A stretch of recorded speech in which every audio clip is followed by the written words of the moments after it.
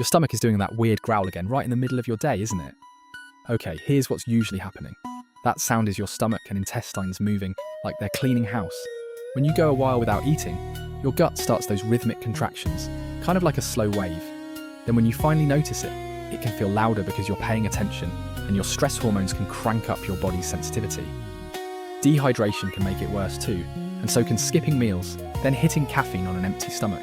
Screen time also plays a part, because you breathe more shallow and sit hunched, which can mess with how relaxed your gut feels.